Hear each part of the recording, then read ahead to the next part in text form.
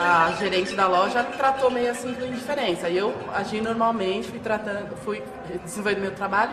Só que o tempo todo você percebe aquela vigilância, sabe?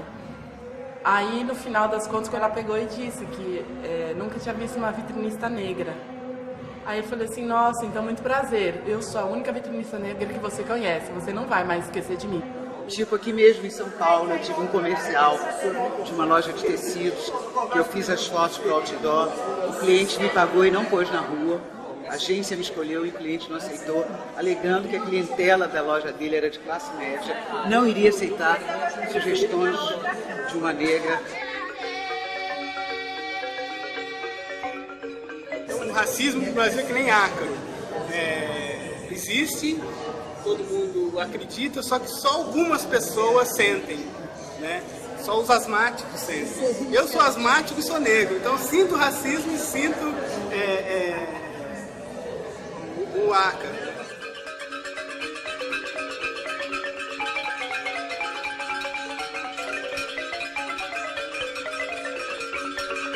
Na África temos a ideia mesmo de que o Brasil é o paraíso racial, é uma democracia racial. A imagem do Pelé, que é uma das pessoas mais conhecidas no mundo, essa é a imagem que os africanos têm do Brasil, um país de integração racial. Na verdade, quando a gente fala democracia racial, a gente está querendo sempre dizer, no senso comum, a inexistência do preconceito, né? A democracia racial, na verdade, ela tem como função manter as desigualdades do Brasil. É uma coisa muito complicada. O mito da democracia racial é o mito fundante da nação brasileira. Então, desse ponto de vista, ele impacta não apenas a população negra, as pessoas negras, ele está internalizado, não é? Em toda a sociedade brasileira. Eu acho que no Brasil é assim, o problema não é ter preconceito, é mostrar que tem. Uma pessoa ela é estudada, mas se ela chega num lugar, antes de eles verem o currículo deles, já ver que é negro, tem muita gente que faz isso, rasga sem nem ver. Vai lá no Rio de Janeiro para você ver quem é negro lá no morro. Você sobe lá, é todo mundo, a maioria é preto. Eu acho que o Brasil não tem uma dívida nem com índio, nem com negro e nem com ninguém. Porque eu mesmo sou descendente de italiano, a minha avó, era escrava onde ela trabalhava. E eu acho que se ele teve uma dívida, não é a gente que tem que pagar hoje, 100 anos, mais de 100 anos depois. Aqui ninguém é racista, quer dizer, antigamente era pior, agora não. Enquanto eles não pararem com essa mania de se sentirem inferiores, nada vai acontecer. Eu acho que tem que partir deles isso. Por que vocês, negros, aceitam séculos de tapa na cara e abaixam a cabeça? Por que só agora vocês se revelaram? Há séculos tomando na cara? Por que vocês não fazem alguma coisa pra si próprio, tá ligado? Pra cultura de vocês, pra raça de vocês. Por que vocês não impõem respeito da raça de vocês? Eu tenho avós negros e eu tenho muito orgulho disso. Então a gente não deveria discutir esse negócio de raça, porque é uma mistura louca e eu acho lindo. Eu tenho orgulho de ser brasileira, entendeu?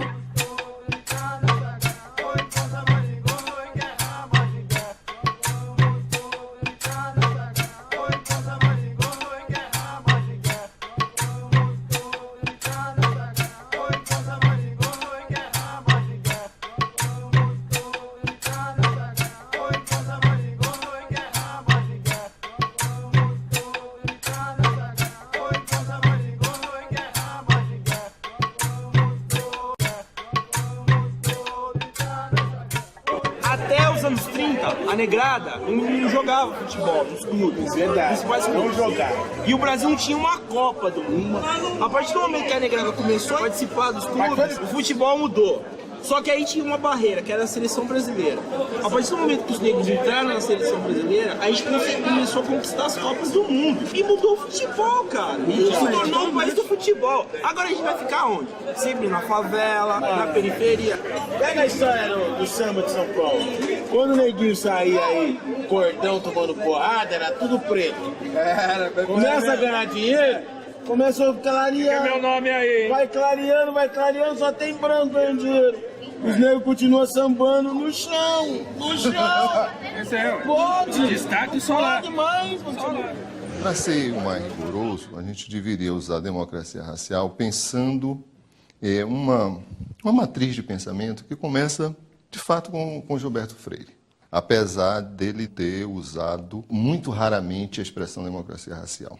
Segundo Gilberto, existia no Ocidente uma democracia mais profunda do que essa democracia representativa, que é justamente a democracia que vem do encontro de povos, de raças, entre europeus e africanos, europeus e ameríndios, europeus e asiáticos, e que foi, de certo modo, construído pelos portugueses, por esse encontro dos portugueses com esses povos.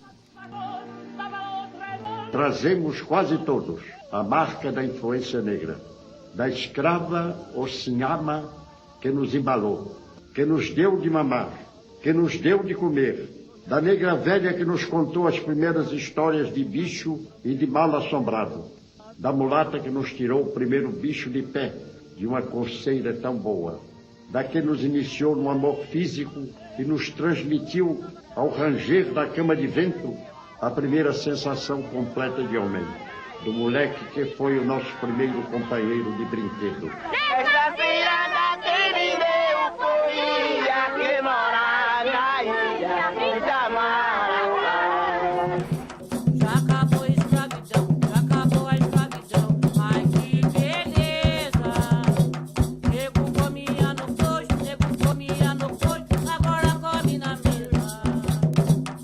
Nesse contexto que interfere Gilberto Freire para mostrar que a mensagem não é negativa na nossa sociedade, que o povo português não era racista porque aceitou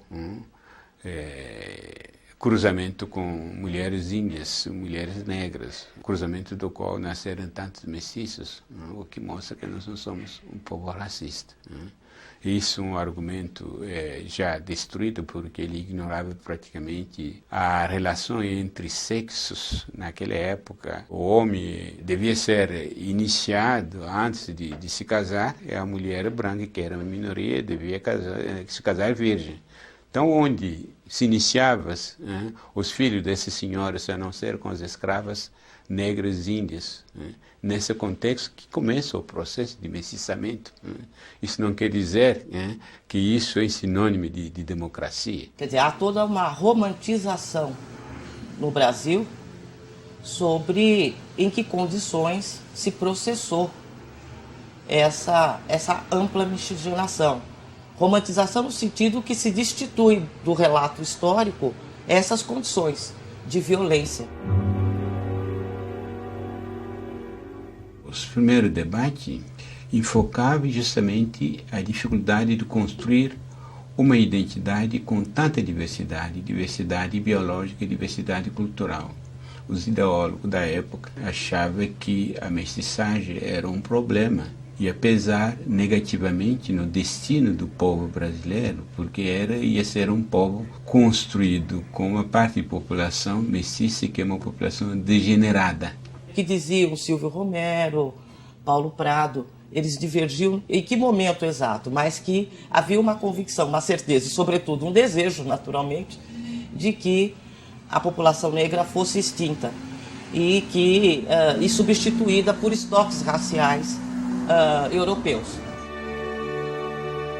A ideologia do embranquecimento precede a ideologia da democracia racial. Também era uma forma de integração. Era uma forma de, através da miscigenação, da mistura de raça, se construir um povo com características, aí a diferença, com características brancas. Então, digamos assim, ele era mais perto da ideologia racista, a ideologia do embranquecimento, porque, afinal de contas, o produto da miscigenação ainda era pensado em termos raciais.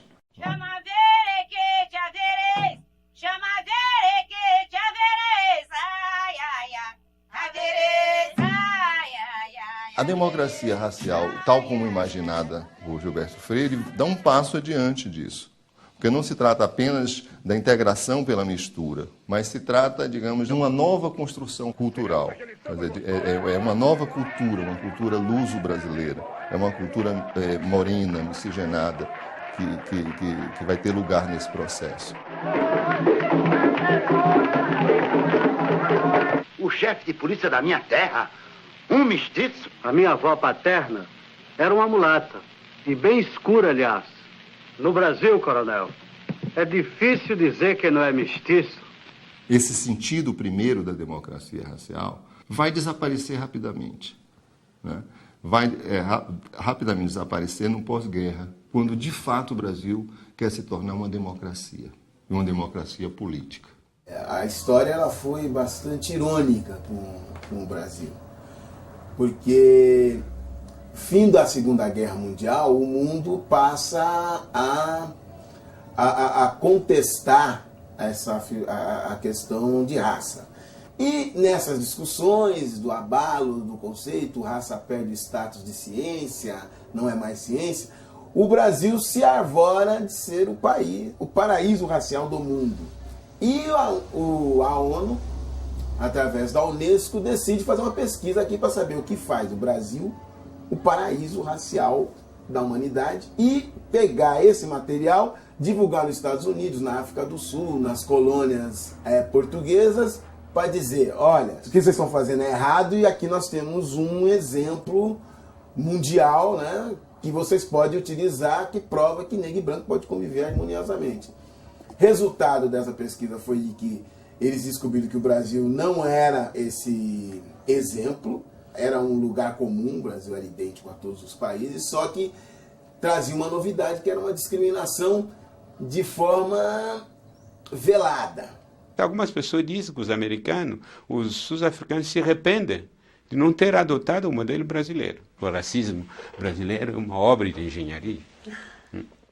Então, a partir de 45, quando vêm as eleições, etc., todos os grupos sociais se organizam, inclusive os grupos negros, que tinham sido desorganizados, como todos os outros grupos, em 37. Em 37, você sabe que já existia um partido da Frente Negra, né, em São Paulo, foi dissolvido, como os outros partidos todos. Você tem durante toda a década de 40, 50 e 60 uma forte resistência através das formas culturais, através do teatro experimental do negro, de diferentes formas de organização da questão racial em torno da cultura.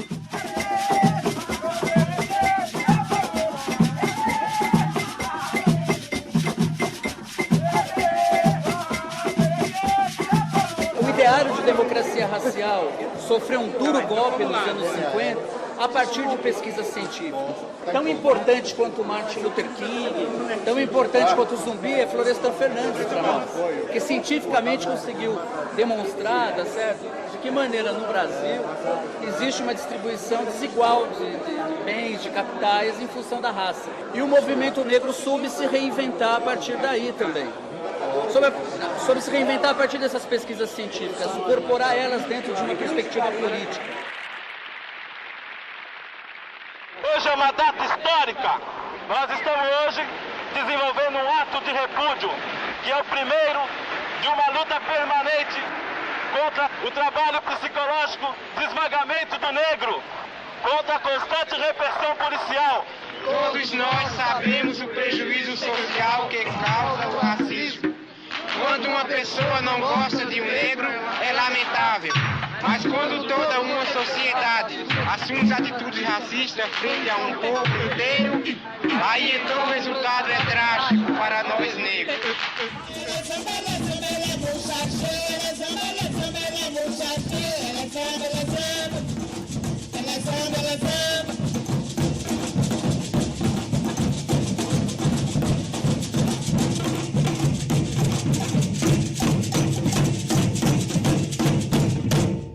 Aqui para refletir que dia 20 de novembro é o Dia da Consciência Negra. Não é só para divertir, é para a gente pensar, refletir o que significa ser negro nesse país, ainda hoje. Com certeza. Eu sou negro, negro, eu sou negro, negro. Sente a batida quilombola, vem entrando na batida, meu amigo hip hop, eu vou mandando no freestyle, pode ver no improviso para levar aqui na função, 20 de novembro, vamos lá. Em 64, o que Florestan descobre é que esse ideal, na verdade, não passava de um mito. E mito no sentido de, digamos assim, de uma ideologia que escondia os fatos, né? E de que, na verdade, a classe dominante brasileira não era séria quando falava em democracia racial. tanto a inteligência brasileira como o senso comum estavam confortavelmente instaurados, não é? Nessa utopia de um país do carnaval, da mulata, do café, do Pelé, que todo mundo se dá muito bem e que nós não temos um problema racial aqui. Eu acho que a academia ela tem sido muito eficiente em expropriar o discurso da militância negra, transformá-lo em objeto de investigação e devolvê-lo como uma produção própria. A desconstrução do mito da democracia racial tem sido um esforço eminentemente da militância negra desse país.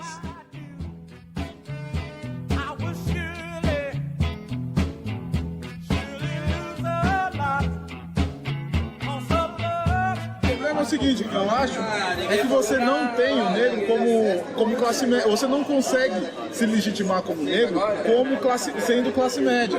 Você não tem uma sociabilidade negra na classe média, sabe? Você tem que se enquadrar num padrão que não é seu. Nos Estados Unidos e na América de um modo geral, foi criado um sistema de classes, uma estrutura de classes, onde um determinado povo ocupava o segmento mais baixo. Certo? E quando nos Estados Unidos esse segmento foi rompido, na verdade se criou duas estruturas de classes. Uma estrutura de classes para o branco e uma estrutura de classes para o negro. Você tinha a burguesia negra, a classe média negra, o povo negro nos Estados Unidos, você tinha os brancos, a burguesia branca e os pobres brancos nos Estados Unidos. Então, veja só, você tem ao mesmo tempo duas estruturas de classe, não é? Uma branca e outra negra, e você permanece com todas essas formas, digamos assim, de convivência racista. O que é que ocorre no Brasil? Essas ideologias, né, esse preconceito, a segregação, etc., elas são muito mais amenas. Mas a linha de classe permanece muito racializada. Tanto assim que, se você olha a estrutura de classes no Brasil, você vai ver que a maior parte dos negros está na classe baixa. Certo? E a maior parte dos brancos está na classe alta. E é muito mais fácil para um branco fazer ascensão social do que para um negro. Há uma diferença entre os dois modelos de racismo. O outro mais explícito, institucionalizados, onde tem essas hostilidades visíveis entre povos. O nosso, implícito, sutil, manhoso, acompanhado de silêncio. O Brasil se olhava no espelho. E dizia, mas eu não sou racista. O racista é outro. Aqui é o modelo de convivência. Mas, na realidade, aí que está o mito. O modelo de racismo brasileiro confunde todos os brasileiros. Não permitiu o processo de conscientização. Usou o que o movimento negro diz, quem tem sangue negro é negro. Eu não acredito. Todo mundo nesse país é misturado, não adianta. Eu não sou misturado. Não, mas eu não sou. Eu sou. Eu sou o único que não sou. Aqui nessa mesa eu sou o único que não sou. Mas tem que é. Tivemos um presidente preto. Até o Fernando Henrique eu tenho um pau na cozinha. A cozinha da casa deles. Não, eu vou continuar fudido. Negão que nem eu vai continuar fudido. E vai pintar, não é pardo, não. É branquinho dizendo que é preto. Mas quem é discriminado se eu não sei quem é negro no Brasil? Por que eu não sei quem é negro no Brasil? Porque essa sociedade é de miscigenação. E por que ela é de miscigenação? Porque aqui é democracia racial. Então você cai numa armadilha muito grande. O que Florestan chama de mito, e essa é a denúncia, é que isso serve somente para dar o tapinha na costa, certo? Para tomar uma cachaça na esquina, etc. Mas não serve efetivamente para que as pessoas melhorem de vida. É como se a convivência fosse tudo. É a partir da convivência que você constrói a sociedade. E se essa convivência é relaxada, certo? Se ela não é segregada, certo? Se ela é íntima, certo? Então tem uma chance, o mundo tem uma chance. Então talvez isso explique porque tantos intelectuais até hoje apostam muito mais, digamos, na convivência do que nos números frios do IBGE, da PNAD, etc. O Bastille, quando se refere a Jorge Amado, diz: Jorge me ensinou que a democracia não é apenas um ideal, é uma festa. certo? A democracia também é um congraçamento, certo? É uma celebração. E é isso que eu aprendi, Jorge Amado, foi isso que eu aprendi em Jubiabá, certo? Essa alegria, essa mistura.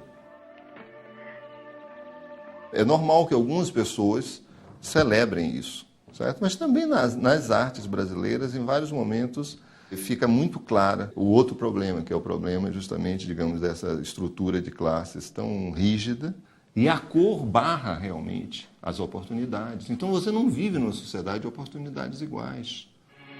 Seu destino é viver na favela, o seu e o de sua família. E dinheiro não vai tirar você de lá não, Tião. Você tem dinheiro e não pode gastar, Tião. Tua inveja está aí. Eu tenho cara de ter carro. Tenho olho azul. E você tem cara de macaco. Macaco. Uma mulata bonita não carece reza. Se a maioria das pessoas acredita que vivemos numa sociedade racialmente democrática, evidentemente que as desigualdades existentes entre brancos e negros não serão tributadas à racialidade. Só tem duas possibilidades para explicar isso. Ou é uma explicação racista, os negros vivem pior porque são inferiores. Essa é uma explicação possível. E a outra explicação possível é, não, nós não temos um problema racial, evidente, posto que vivemos uma democracia racial, nós temos um problema social. É o que a esquerda brasileira prefere acreditar, e os negros sofrem mais por conta da herança histórica da escravidão. Então é um desdobramento de um pensamento supostamente lógico que a própria noção de democracia racial instituiu. Discutir racismo no Brasil é discutir relação negro e branco. E discutir relação negro e branco é o branco é racista e o negro não é racista. Eu, por exemplo, todo debate que eu vou, não engulo mais essa discussão. Ah, mas tem negro que não gosta de branco. Tem, mas ele não é racista porque racismo é uma ação de poder. Quem tem poder é o branco.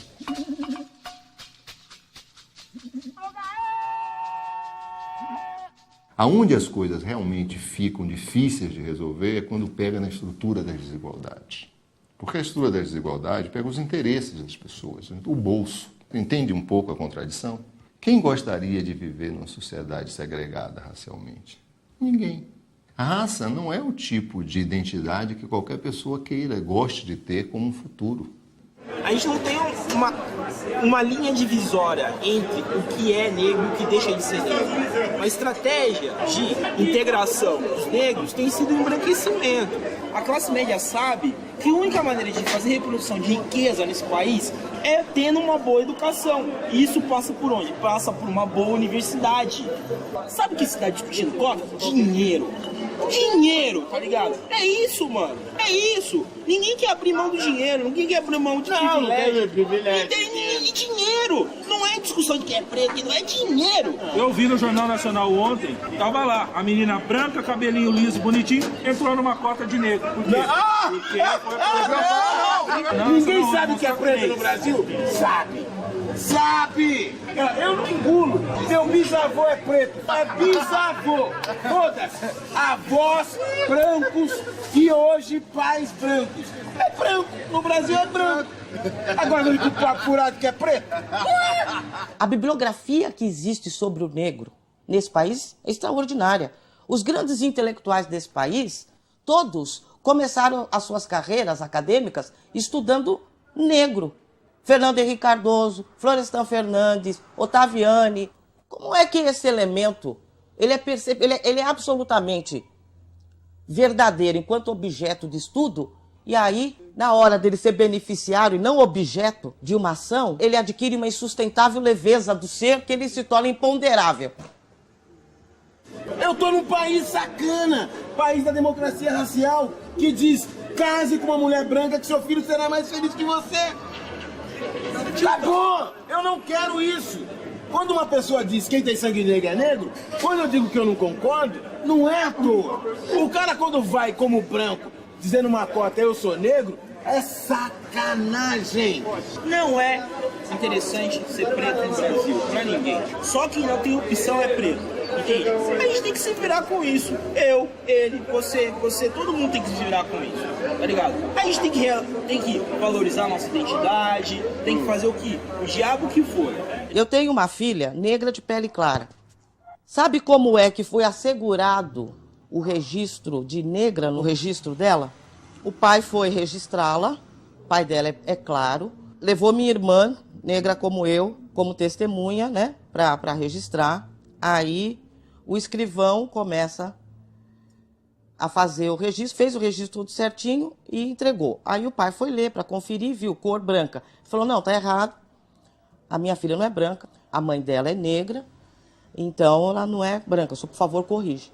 Aí o cara foi lá, corrigiu. Ele, mas não posso rasurar, não sei o quê. Minha filha não é branca, eu não vou pagar esse mico, não é? Aí ele foi, não teve dúvida, botou parda. Não, mas a minha filha, você não é branca, parda, então menos ainda. Porque isso só existe aqui, né? Não pode, não vou. Vai. Vai, porque minha filha não é parda. E aí, então ele, mas qual é a cor? Afinal, de que cor é a sua filha? A minha filha é negra. Aí o cara responde assim para ele, mas ela não puxou nem um pouquinho ao senhor?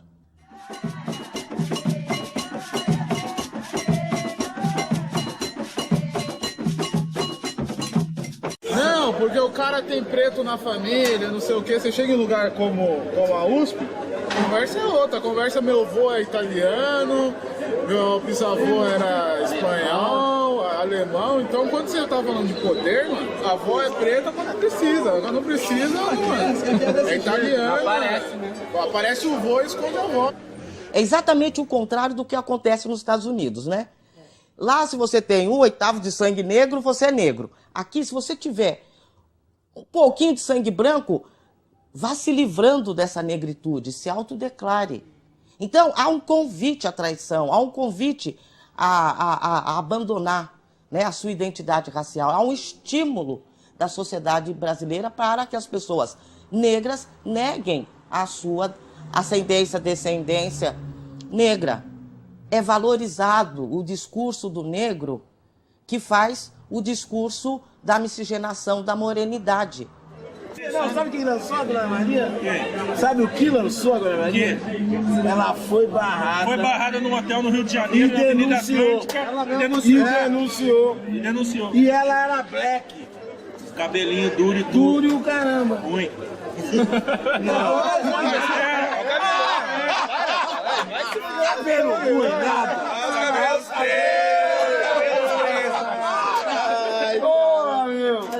Pra mim não faz muita diferença ser negro ou ser branco. Eu me acho morena. Meu pai é branco do cabelo duro. Então meu avô era louro, o olho azul, minha avó era negra. Por parte de mãe, meus avós são negros do olho claro. Então é uma mistura muito grande, não dá pra saber se minha família é só de negros ou se minha família é só de brancos. Não dá, é uma mistura muito grande. Não tem essa coisa, não, porque eu sou moreninho, não, eu falo que eu sou negro. Por uma questão assim, de consciência mesmo, eu sempre me considerei. Eu acho que a questão é cultural, é de você se assumir como negro. A mestiçagem é uma das peças importantes da ideologia racial brasileira. O nosso racismo é origem de marca. Se aparentemente você tem todas, fenotipicamente, todas as características do branco, você é branco. Ninguém vai se lembrar que você tinha um tetravô ou bisavô branco mestiço. Mas a ideologia criou isso praticamente para dividir todas as vítimas do racismo. Criou uma espécie de subracismo dentro da categoria dos racizados. Por isso que os movimentos negros lutaram muito tempo para que todos os mestiços pudessem assumir a negritude, que todos pudessem se assumir como negro. E isso é uma maneira de você mobilizar todas as vítimas do racismo para não se dividir, tem que somar.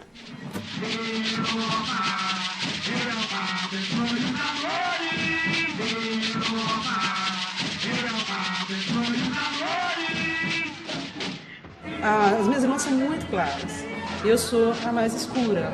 Tanto é que eu nunca me denominei como negra. Eu sou minha sarará, lógico, tenho cabelos crespos. Não sou tão negra tanto quanto queria, né? Bom, ninguém é perfeito.